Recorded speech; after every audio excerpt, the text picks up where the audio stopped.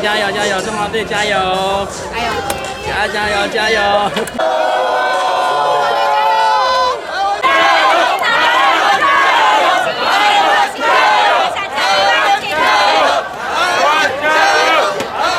首先感谢球员今天表现得非常棒当然最重要的是先发投手能够有效的压制韩国的打线。投手一旦表现稳定的话，攻击方就会比较安心。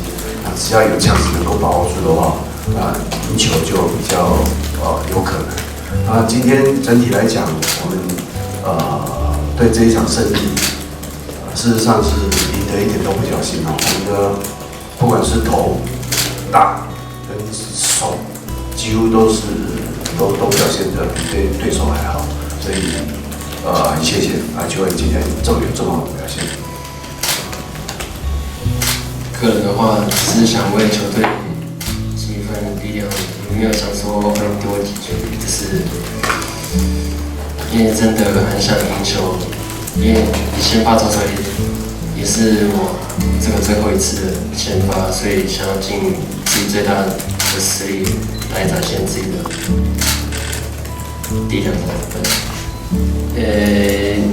第一局的话，因为知道韩国的实力真的是怎么讲？因为看禽兽说打者跟投手群都是很有一定的水准，一开始只是可能也是有一点想太多，然后造成一垒，然后造成安打，然后1、2垒。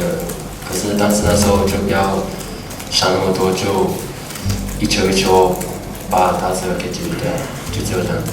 对，然后2、3、4局的话，就开始慢慢感觉有回来，然后开始对打者的习性也慢慢了解，然后也知道要怎么去对打者的。对，这2天一直在思考怎么让打线怎么安排，能够让它顺畅，这是我们一直伤脑筋的问题。不过今天看起来做了些许的改变，把我们经常调到第1棒，从那个微尘调到后面，事实上是整个效果还不错。